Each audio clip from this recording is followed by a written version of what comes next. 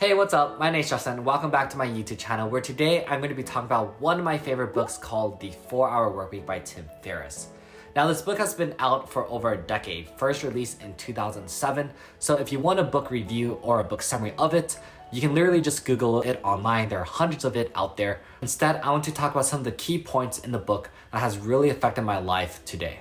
And I think a really great place to start is with that sexy title, The 4-Hour Workweek, because I think the title really captures the essence of the book, which is the value of time.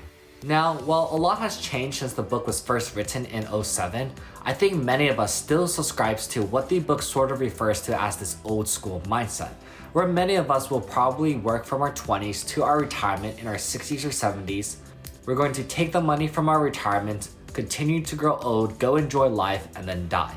But Tim Ferris disagrees with this, and he asks, why would you want to retire in your 60s and 70s when you're old and decrepit and can barely move? Wouldn't you instead want to enjoy your life in the prime of your life during your 20s, 30s, 40s, and so on? And he then brings up this idea of something called the new rich, where the currency of the new rich is time and mobility.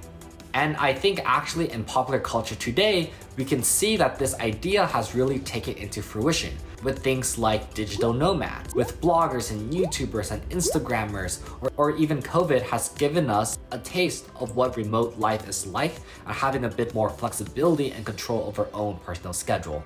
And so when I first read this book in high school, it really solidified the concept of the value of time for me. Because who would you consider richer? Someone who works 100 hours a week but earns $1 million a year, or someone who only works 20 hours a week but earns $60,000 a year? For me, the latter is richer because of the time value that he has. So how do you reach this epitome of freedom that Tim Ferris talks about? Well, in a very fast summary for Tim Ferris, he essentially built an automated system. He hired a virtual assistant to help take care of his life, and he built a company to help fund his lifestyle and to supplement it. And I think the thing to acknowledge here with Tim Ferris' system is that we ultimately do live in the real world. That Tim Ferris isn't trying to sell us a magic bullet to solve all our problems and never worry about money. Instead, he is simply arguing on how do you buy back time. And so starting with that idea from Tim Ferris, I have been trying to build out my own system. I started investing in college, I started YouTube, and I've been trying to do small businesses and projects on the side, trying to build out that passive income stream. None of which has succeeded so far, but I am still trying.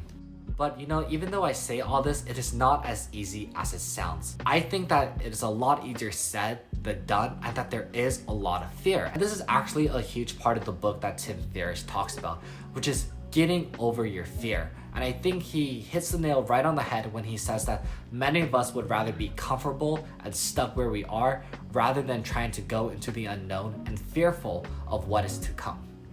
And the first thing that he teaches in order to deal with this is to really define your fears and your expectation. I think an easy example from my own life is YouTube. Ever since I was in middle school, I wanted to be a YouTuber. We had people like Kev Jumba, Niga Higa, Wong Fu Production, and a bunch of early stage YouTubers that really set the scene back then and inspired a lot of people to do the same. And at the time, I wanted to do the same, but I was too scared to ever start. I was really frozen in fear to share anything about my life. I mean, I cringe at the thought of even people scrolling backwards through my old Facebook posts. But Tim argues that in order to counter that fear, we need to first define it. So I really first tried to define what was I scared about YouTube. Well, I was scared about my parents finding out about it. I was scared of my friends finding out about it. I was scared of people judging me and criticizing me. And after I was able to define that fear, I then was able to put it into perspective and understand that really, most people probably do not actually care about me as much as I care about them finding out about my YouTube channel. And let's say I do get an absurdly bad comment one day, well, it's been easier than ever to just block someone. So it definitely isn't something that I should worry too much about. And I think this really helps me, especially because I am a very anxious person, and understanding and defining my fears and understanding what is the worst that could possibly happen really helps me.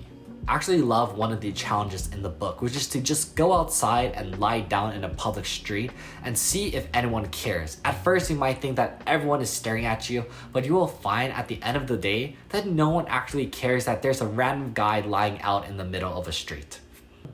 Our fears are often worse in our head than what actually tends to play out in reality.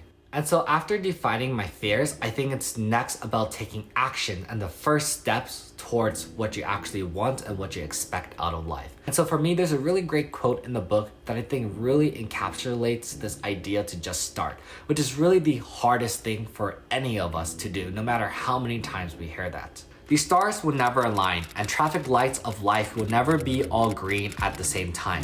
The universe does not conspire against you, but it doesn't go out of its way to line up the pins either. Conditions are never perfect, just do it and correct course along the way. Now, I'm going to be honest, I never really followed this advice ever since I first read it in high school until really recently. I think just for the longest time, I was scared to take that first step. It took me forever to get my first YouTube video out, and even from my first video to my second video, you can see a pretty large gap in time because I was scared to just get started and to continue on, and I was waiting for the right moment. But now I understand that there is never a right moment, that I just need to keep pushing along with it, and this is what I've been trying to do. And I think the thing to do is to just start however small. And for me, again, coming back to the example of YouTube, I started small by just telling my friends, I want to do YouTube. And then I told my friends, I'm going to try to get a script out by this day. And then I told my friends, I'm going to try to edit a video by this day. And then I set deadlines for myself. Now, I'm not saying that I necessarily hit all those deadlines, but I did my best, and that was really what got me going and going further along, and that's why I've continued now. Not just because I enjoy YouTube, but because that initial starting point helped me get the momentum going. And I think the final thing that I really took away from the book is to be working on your muse, something that excites you on the side so that you can have this for the future and for yourself. You ultimately do want to build up a system for yourself and to have something to call your own, to not forever be bounded to corporate life and the necessity to work, but rather have the option to work. Anyways, I hope that you can see how this book has really set a foundation to my life and some of my thought process, and it's really influenced my life ever since I first read it in high school on this entire concept of, once again, buying back time. And I hope that maybe this video will inspire you to do the same. Maybe look at your own life and try to build out your own systems for the future. Because it's never too late to start. The stars will never perfectly align, and we just need to take action. Anyways, if you like this video, hit the like, subscribe, and notification bell. Check below in the description for my Discord. I would love to see you there. And leave a comment down below if you have any comments, questions, or things that you would like to see in the future. Anyways, see you all next time, and bye-bye.